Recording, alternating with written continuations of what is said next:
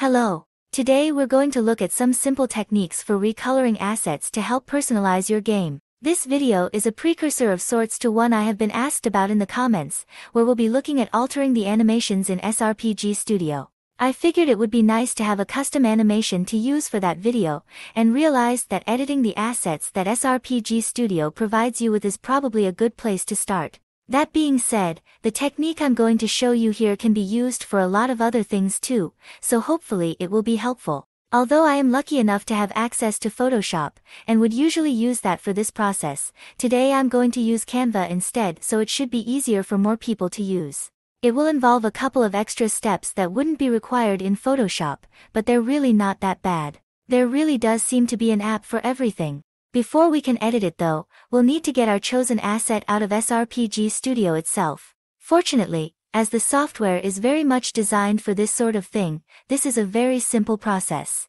You can access all of the existing assets in the Resources tab in the top menu, and in this case we want graphics.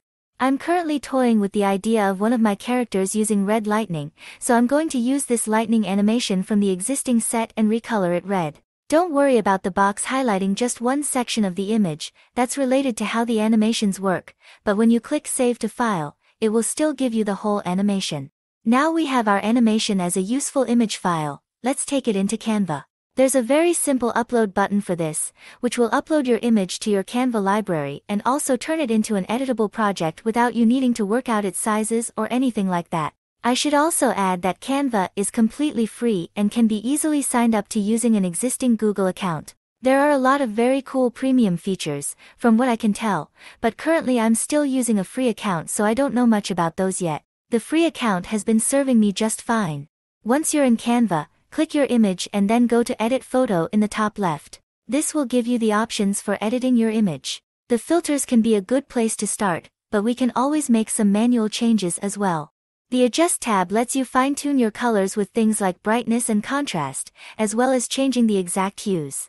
I'll be honest, I find it a little tricky to know how to get the effect that I want all the time, so I tend to just adjust all the sliders at random until I get a look that I like. Once you have a color you're happy with, you can save your file to your computer using the Share option. This is where one of the tweaks is required though. People using Canva's free service aren't able to save images with a transparent background, which is what we'll need this file to have in order to use it in SRPG Studio. Fortunately, there are a lot of free apps and services that can remove the background for you afterwards, but a lot of these rely on quite simple methods.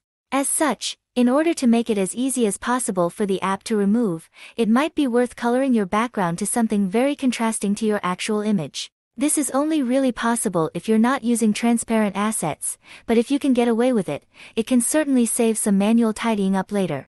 Unfortunately, I've never actually used any of the background removal apps myself, so I can't recommend any particular ones that are good for this. Maybe someone in the comments can share some examples that work for them. I'd love to be able to be more specific with my examples.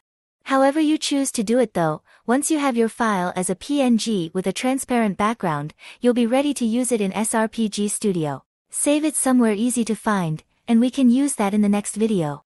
Another quick thing to mention though is that this technique is best for assets that are not using a pixel-style art form. For those that are, like the character sprites, the recoloring process is quite different.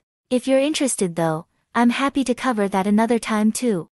Anyway, that's all from me for today. Catch you next time.